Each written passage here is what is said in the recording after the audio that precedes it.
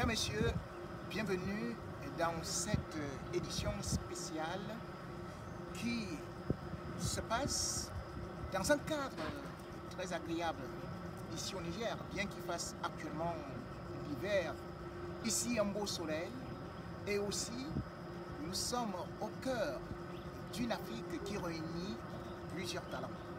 Le Niger accueille des gloires, les légendes du football africain qui sont venus se ressourcer et aussi jouer la solidarité pour que l'Afrique puisse avancer.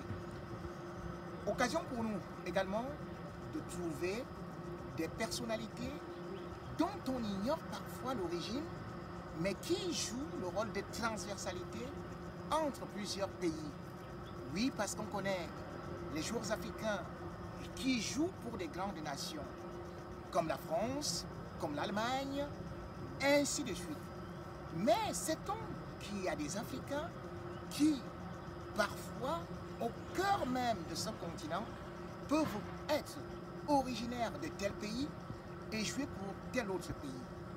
Rares sont ceux-là qui sont mis en lumière, parce que parfois leur carrière ne connaît pas autant de projecteurs et pourtant ils ont fait des choses énormissimes quant à ce qui concerne parfois certaines sélections nationales.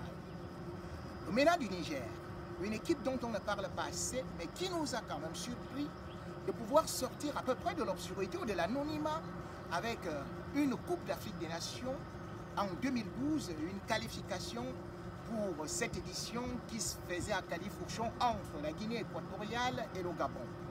Le MENA du Niger également, on se souviendra de ce but historique contre une sélection qui n'était pas de la pacotille, c'était contre la Tunisie. Ce 27 janvier 2012, on avait vu un monsieur marquer un but. Eh bien, comment s'appelle-t-il? William Gounou. Mesdames et messieurs, William Gounou, c'est un nom qui ne sonne pas trop nigérien. Et pourtant, il était dans l'équipe du Niger et on le voyait en fusion avec tout ce monde-là. Et après avoir fait quelques petites recherches, nous l'avons retrouvé ici au Niger. Et puis, le voici à côté de moi. Salut William Gounou. Salut, monsieur Flamingo. Comment allez-vous? Très bien. Je vais vous poser une question. Pour commencer, moi je suis chez les Futuni, je détiens un rôle ou alors une nomination qui est honorifique. On m'appelle Sopungunu chez les Futuni. Et du coup, j'entends comment vous vous appelez vous aussi Ngunu. Mais, et du coup, je me suis donc posé la question, est-ce que vous êtes Futuni comme moi ou bien est-ce que vous avez des origines du Cameroun? Ouais, d'abord, bienvenue dans mon pays, le Niger, monsieur.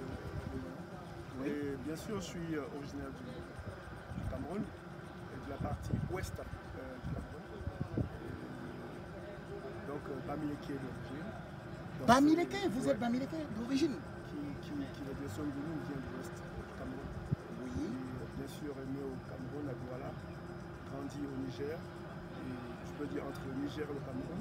Donc j'ai cette particularité d'avoir un peu des deux pays. Un peu des deux pays. Alors là, il y a de quoi se mettre debout pour voyager. Levons-nous. Bien sûr. Alors, mon cher frère Ouais. du Niger et du Cameroun, à partir de ce que vous venez de me dire, que vous êtes originaire du Cameroun, comment vous êtes arrivé